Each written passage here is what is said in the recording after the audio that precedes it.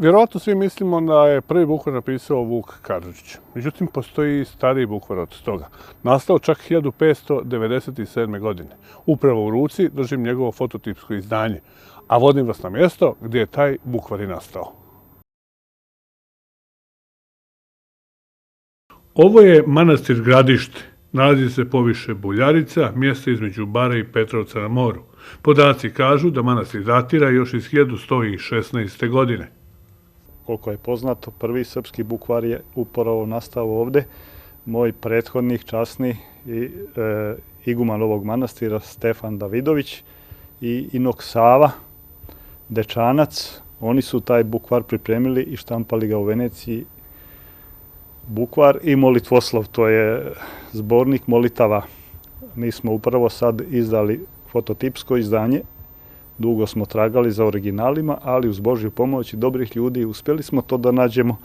I taj podatak veoma značajan i za ovaj manastir i uopšte za naš narod ovdje u ovoj okolini i za ukupan srpski narod. Potvrđeno je upravo da je to ovdje nastalo. Zahvaljujući doktoru Miroslavu Luketiću, Paštroviću, utvrdio da je upravo iguman Stefan i Inok Sava, koji je dečanski kaluđer bio u to vreme. Dečanski monasi su bili veoma pismeni, pa i u današnje vreme.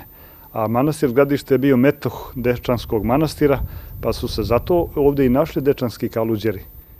Pa mi svi Davidovići svakako smo ponosni što je naš predak kaluđer Stefan Davidović još 1597.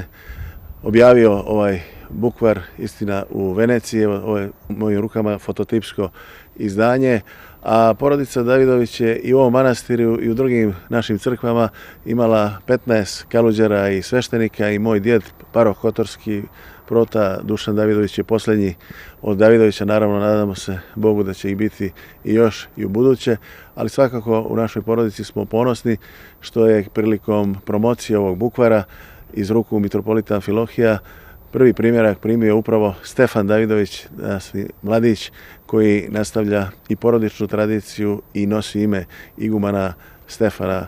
Evo u ovom našem vremenu jedan dokaz ko smo mi i što smo. Mnoge države koje danas postoje nisu ni postojele u to vreme kada smo mi imali bukvar. Eto sad da će Bog da se to više i u javnost da i da narod vidi da ipak imamo istoriju, imamo sjajnu prošlost. Ovdje ćemo se potruditi da i označimo na vidnom mjestu da je to upravo nastalo u ovom manastiru koji je istorijski, evo 2016. godine treba da proslavimo ako Bog da i 900. godišnjicu od osnivanja manastira, od prvih pisanih dokumenta kada je manastir nastao.